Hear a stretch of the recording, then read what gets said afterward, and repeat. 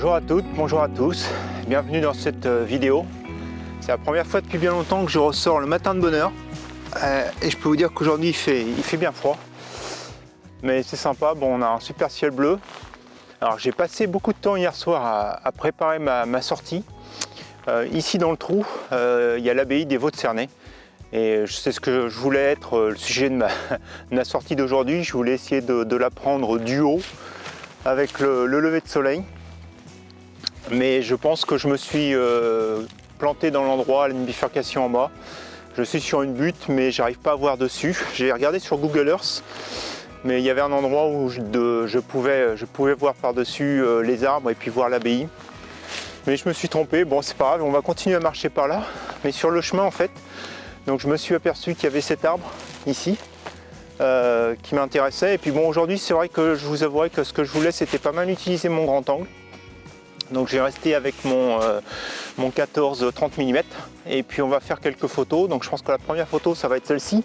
Alors vous savez, hein, je vous l'ai souvent dit, en forêt je préfère le 24-70 pour éviter d'aller chercher le ciel et donc les couleurs trop claires. Ici ce qui est bien, c'est qu'on est sur un terrain, vous l'avez vu, pentu, donc je vais photographier dans le sens de la descente.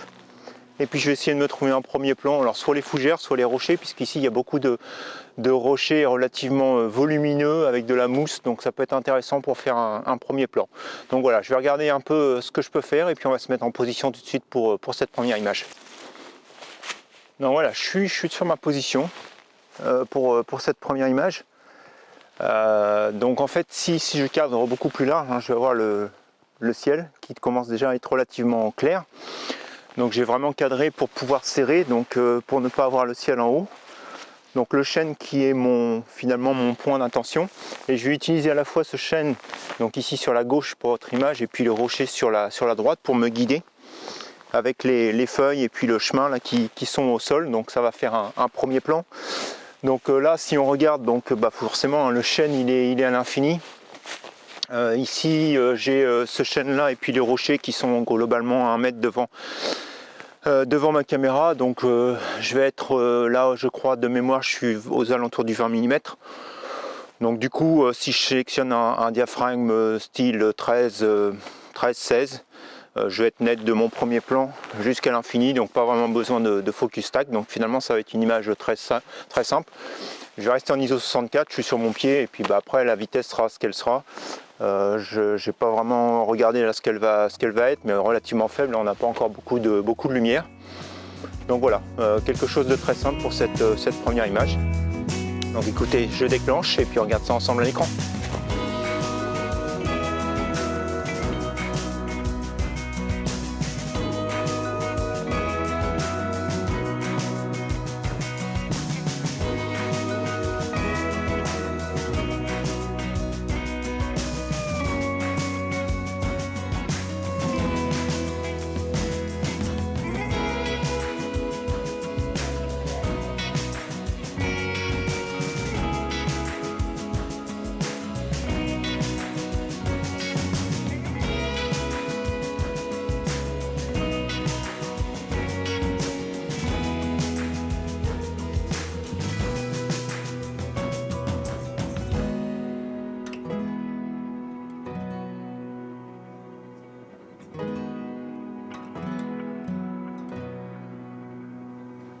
Ça y est, j'ai trouvé l'endroit.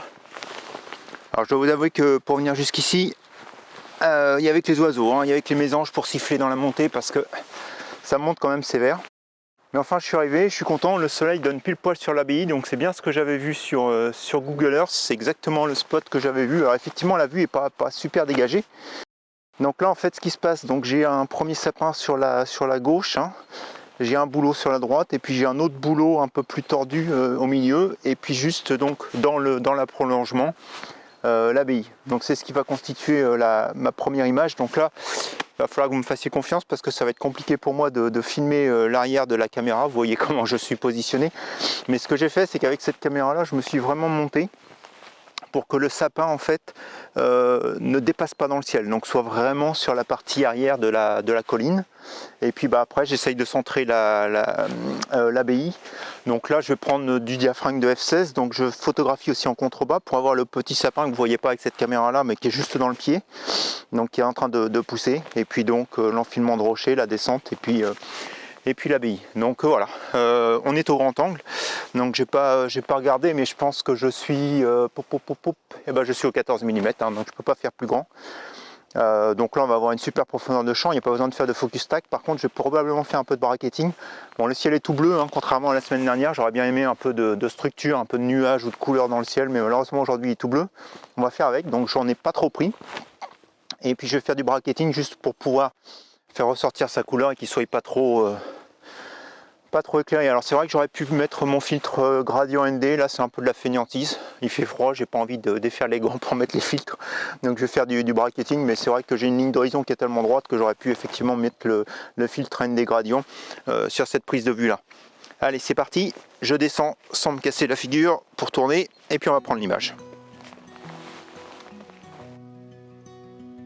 L'image ne marche pas, l'abbaye est beaucoup trop petite, et puis le boulot dans le premier plan, lui, est beaucoup trop prépondérant, il attire le regard, donc un très bon exemple de la façon dont il ne faut pas utiliser un grand angle, puisque le sujet, il disparaît dans l'image, il est inexistant, et donc le grand angle, c'était pas la bonne option ici. Ok, là pour la prochaine image, donc j'oublie l'abbaye qui est là-bas, qui commence vraiment à être bien éclairée. Et là en fait la plaine c'est clair, donc je suis au-dessus des arbres, ce qui est vraiment magnifique puisque tout est gelé ce matin. Donc j'ai un sapin ici en premier plan, et puis vous voyez ici donc j'ai un tout petit pin là, avec de la bruyère qui pousse dans la roche, de l'eau qui s'est accumulée dans le creux de la roche, donc la descente, et puis dans le fond, donc à la fois ces arbres givrés et puis le ciel. Donc là très honnêtement très compliqué, donc comme le soleil monte rapidement, je vais faire une première image où sur cette première image je vais faire du bracketing, et ensuite je vais quand même sortir les filtres gradients parce que je pense que là il faut que j'arrive à balancer un peu mon image, mais je voudrais d'abord en capturer une, en être sûr. Donc là je vais aller relativement vite. Donc si vous voyez ici sur l'image, donc je vais faire un focus stack, hein, puisque ici donc j'ai pas beaucoup de distance entre mon objectif et la lentille. Alors je suis allez on va dire au 17-18 mm à peu près. Donc c'est vrai que ma profondeur de champ va être relativement grande. J'ai encore sélectionné là un F16, donc ma profondeur de champ va être grande, mais je préfère vraiment assurer, le premier plan est vraiment très proche, donc je veux vraiment le détail là, dans la bruyère, dans le petit sapin. Donc je vais faire une première image ici, je vais en faire une deuxième à peu près sur la deuxième roche qu'on voit un petit peu plus bas, et puis après donc sur le sapin et à l'infini. Donc il y aura 3 photos en tout pour mon focus stack, et puis voilà, je crois que j'ai tout dit. Donc c'est parti pour l'image. Une image très compliquée, trop de différence entre les basses lumières ici et les hautes lumières là-bas, donc même avec le bracketing je suis pas sûr du résultat. Donc du coup j'ai regardé, on a presque là j'ai plus d'un stop de toute façon de différence. Donc je vais prendre mon filtre gradient ND, donc celui-ci, hein, donc la partie haute en neutrale densité et puis la partie basse claire. Ouais, j'ai pas de marque. Et puis là j'ai pris le 0,9, donc avec une transition soft. Alors après il y a plusieurs gradients, donc je vais le mettre et puis je vais vous montrer à la caméra ce que ça donne. Donc en fait je vais le passer et ça va diminuer mes hautes lumières sur la partie basse. Ah, j'ai bougé un peu mon cadrage, c'est pas grave, je le referai après. J'ai du mal serré, donc là vous voyez le filtre qui s'engage et voilà, tac, dans le haut pardon. On commence à voir son effet avec la diminution. Donc là je l'ai mis trop bas de la luminosité, donc je vais le remonter un tout petit peu, voilà, pour pas masquer le bas. Tac, donc je pense que là je devrais pas être trop mal. Ouais, là je suis bien. Donc du coup je vais refaire les mêmes images. Je vais me mettre avec un diaphragme de F16. Et puis je vais refaire une image donc avec la mise au point sur le bas, et puis la mise au point après sur le rocher, sur l'infini. Donc les 3 images. Et je pense que là j'aurais pas besoin de faire en plus du bracketing. Donc voilà, on recommence, même image, mais cette fois-ci donc avec le filtre ND. Donc j'ai mis le filtre polarisant devant, mais je l'ai mis pour que son effet soit neutre. C'est juste pour essayer d'harmoniser un petit peu plus l'image. Et puis aussi bon, sur le ciel, il n'est pas vraiment neutre. J'ai essayé de faire ressortir un petit peu plus le bleu parce qu'aujourd'hui il apparaît un peu trop lumineux, un peu trop blanc, quoi.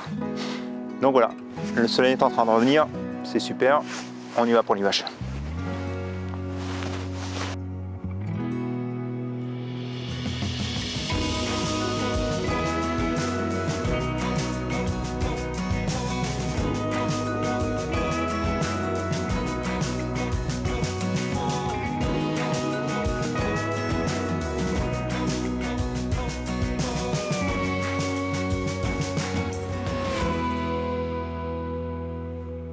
Donc si vous me suivez depuis quelques temps, j'avais fait une vidéo justement sur le grand angle, le 14-30 mm.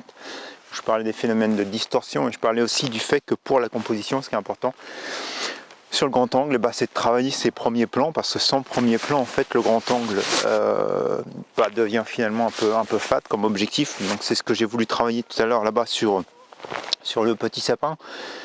Et là, je pense que j'ai fait un peu le tour. Alors il y aurait plein de choses qui pourraient servir de premier plan, mais il n'y a rien qui s'aligne vraiment correctement. Donc là on a le soleil qui est revenu ici dans la plaine, là il est passé au-dessus des nuages, maintenant il éclaire l'abbaye, donc du coup je me suis retourné, tac, et je vais donc vous montrer à l'écran. Alors je vais retirer mes filtres parce que je suis même pas sûr qu'ils soient réglés correctement, j'ai tout reposé. Donc oui, c'est ça que je voulais vous dire aussi, hein. Je suis repassé donc pour le coup là maintenant au 24-70, comme j'ai fait à peu près le tour de tout ce que je pouvais utiliser comme premier plan. Donc on va travailler maintenant avec le 24-70. Donc je me suis reculé un peu, et puis donc j'ai utilisé en fait comme premier plan donc les rochers qui sont devant. Donc là il va falloir, bon, bien sûr que je me repositionne un peu. Là j'ai vraiment posé l'appareil comme je pouvais. Faut que je pose, donc je vais pas le faire là tout de suite, je vais pas essayer de faire des miracles, mais envoyer un peu l'idée. Donc l'idée c'est d'utiliser le rocher en premier plan, toujours le sapin pour encadrer l'abbaye, et puis forcément beaucoup plus zoomer cette fois-ci sur l'abbaye pour la rendre un petit peu plus évidente. Donc le polarisant, je suis pas sûr que là il va me donner quelque chose sur le ciel. Ouais, là pour le coup ici c'est niette. On va peut-être un petit peu, ouais, même pas. Ouais, il y a un léger effet là sur le premier plan, sur l'arbre à gauche, mais pas sur le milieu, donc je vais peut-être même carrément le démonter. Et puis je vais réinstaller donc mon filtre ND gradient sur la partie haute de l'image. Je me mets en position pour la photo, et puis après on filme l'arrière de l'écran pour regarder ce que ça donne. Ok, donc j'ai mis mon appareil en position, j'ai cadré, donc j'utilise à la fois le bouleau à droite, le sapin à gauche pour cadrer, celui du milieu légèrement sur la gauche de l'abbaye. Comme tout à l'heure, je m'arrange pour qu'il soit sous la ligne des arbres. Donc là, vous voyez, j'ai fait donc un réglage à F13, un huitième, la mise au point sur l'abbaye. Ouais, je vais la baisser un peu, ouais, quoi qu'elle est pas mal, que je fasse pas tomber la caméra. Voilà, elle est plutôt pas mal. Et donc je vais vous demander de regarder, c'est surtout la partie haute lumière sur la droite. Donc là, je vais glisser mon filtre.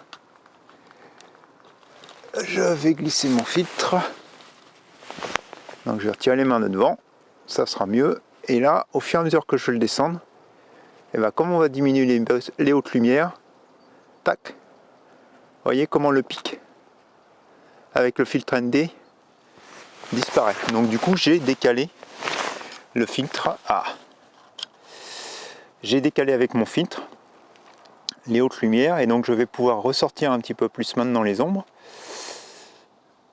Tac, une fois, deux fois, et du coup j'ai pu augmenter, et donc ça me fait décaler, se redéboucher maintenant les ombres, et puis éviter d'avoir des hautes lumières. Donc ça c'est l'effet en fait du filtre ND. Donc là je suis bien, on est en position, on est réglé, on va rallumer, on est cadré, on a les bonnes lumières. Bon, pas beaucoup de détails dans le ciel, donc j'en ai pas inclus des tonnes. Alors je pense que cadrage, je vais resserrer un petit peu là sur la droite, j'ai un petit peu trop de choses. Alors je sais pas si je pourrais le faire ici. Ouais, peut-être un peu mieux là. Ouais. Donc du coup, comme j'ai bougé, on va refaire la mise au point. Ça sera peut-être mieux. Donc là, j'ai pris un F13, j'ai fait la mise au point à l'infini. Et puis je vais en faire une autre où je vais faire la mise au point finalement sur les 2 tiers de mon image, c'est-à-dire sur ce rocher là qui est devant. Qu'est-ce qui se passe? Ah oui, ok. Je vais débrayer. L'autofocus, voilà, tactile, on va le remettre. Tac. Hop. Alors là, je suis un peu sous-exposé. Mais vous voyez, si je continue, je suis vraiment à la limite dans les hautes lumières, donc je préfère le garder ici, comme j'ai fait.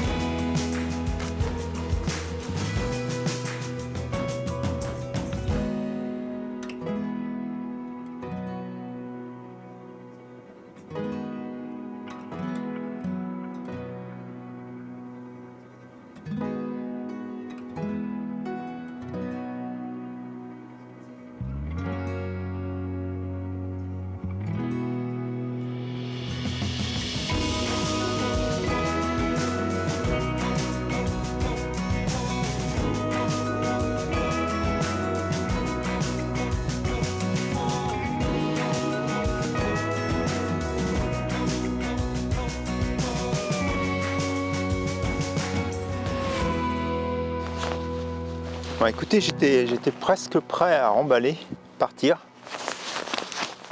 ou du moins à arrêter la vidéo. Mais c'est vraiment super joli. Et puis tout à l'heure, quand je photographiais ce pin m'a arrêté. Là, avec le soleil, je trouve super joli. Et puis sur le dessous, là, il y a des pierres qui tiennent la grosse pierre. Donc c'est assez sympa. Donc je vais essayer de faire quelque chose ici. Alors, je tourne. J'avais envie de faire un panorama. Et j'avais aussi envie de finir avec mon 14 mm finalement, comme j'avais commencé. Donc du coup, je vais faire les deux choses. Donc je vais faire un panorama avec le 24-70 qui va partir à peu près du pin qui est ici pour aller jusque ici. Donc on va faire un angle de 90 degrés quoi, quelque part finalement. Et puis après je vais prendre une autre photo, mais cette fois-ci avec le 14 mm. Dans les deux cas, je vais monter à la fois le filtre polarisant et le filtre ND. Alors bien sûr sur le panorama on va stabiliser le pied, enfin stabiliser, mettre de niveau le pied pour que dans ma rotation je ne perde pas le niveau. Ça va me permettre de maximiser ce que je vais pouvoir ressortir après dans Lightroom sur le panorama. Et puis sur le grand angle on va essayer de cadrer pareil. Donc là je vais probablement me déplacer un petit peu plus ici sur le grand angle, de la même manière d'ailleurs qu'avec le 24-70. Et puis on va y aller pour les deux images. Alors je crois que je vais vous passer les détails sur les réglages. On va dans les deux cas, donc je vais prendre du F13 sur le 24-70, je vais prendre du F16 avec le 14 mm. Et puis on va faire la mise au point essentiellement sur le pin, puisque c'est là que je veux. Dans les deux cas, avec du F16 ou F13, le fond sera net. Donc j'ai pas de souci sur ma profondeur de champ. Et puis la vitesse, comme j'ai l'habitude de vous dire, elle sera ce qu'elle sera, puisque aujourd'hui c'est pas vraiment mon problème, la vitesse. Mon problème c'est la profondeur de champ et le diaphragme. Allez, je prends les deux images et puis on regarde ça à l'écran. Une autre problématique du grand angle, c'est la distorsion. Et là, si vous regardez bien le sapin sur la gauche, justement, il est un peu tordu. Et donc, à cette image, je préfère la suivante, le panorama.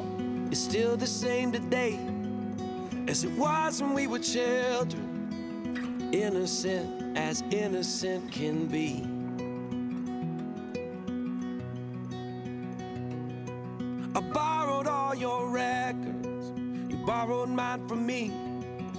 We sat and talked for hours in a box hung in a tree. And we stole your daddy's last bottle of gin. Écoutez, voilà les images faites. Il y en aura encore probablement beaucoup d'autres à faire. Et d'ailleurs, je suis même pas sûr que je vais partir tout de suite. C'est vraiment calme ici, c'est sympathique. C'est sympathique. J'ai eu peur, vous l'avez vu quand je suis arrivé, parce que je me suis planté dans l'endroit et c'est assez vallonné. Et j'avais peur de ne pas trouver cet endroit, mais finalement je l'ai trouvé et je ne suis pas déçu. Donc là, c'est vraiment l'intérêt aussi de ces applications telles que Google Earth, c'est que ça vous permet aussi d'aller sur un endroit avant même d'y avoir mis les pieds. Alors c'est vrai que je suis déjà venu par ici, mais pour trouver cet endroit particulier, trouver un endroit en hauteur, un endroit dégagé, sans arbre devant, c'était pas évident, et c'est l'avantage un peu de Google Earth. Alors après, il faut encore trouver le bon endroit une fois qu'on est sur place. Donc là, c'est vrai que j'aurais peut-être été un petit peu plus prudent, marquer la position GPS et puis venir avec le GPS. Mais enfin voilà, bon, c'est fait, j'ai trouvé, j'ai profité, on a fait des super photos. On a encore pas mal travaillé le grand angle aujourd'hui, donc on a commencé avec le grand angle et on a fini avec le grand angle. Sur la dernière photo, je ne sais pas si c'est le grand angle ou le panorama qui va plus me plaire. Comme ça, à l'écran, j'aurais tendance à dire que c'est plus le panorama qui devrait rendre. Des super conditions de lumière. Bon, allez, on va regretter un petit peu de ciel trop bleu. C'est un peu ce que je vous expliquais la semaine dernière. Quand le ciel est trop bleu, bah voilà, il faut faire avec et probablement pas en mettre trop. Donc c'est ce que j'ai essayé de faire aujourd'hui. Donc voilà, je pense qu'on a vraiment revu pas mal de choses aujourd'hui. J'espère que vous avez, comme moi, apprécié cette sortie. Si c'est le cas, vous connaissez la petite musique, un petit pouce en l'air. N'hésitez pas à partager, n'hésitez pas à commenter, me donner votre avis sur les photos, sur l'utilisation notamment du filtre ND aussi. Et puis il ne me reste plus qu'à vous souhaiter donc un bon dimanche, une bonne semaine, et puis on se dit à la semaine prochaine pour de nouvelles expériences photographiques. Allez, bonne semaine à vous, au revoir.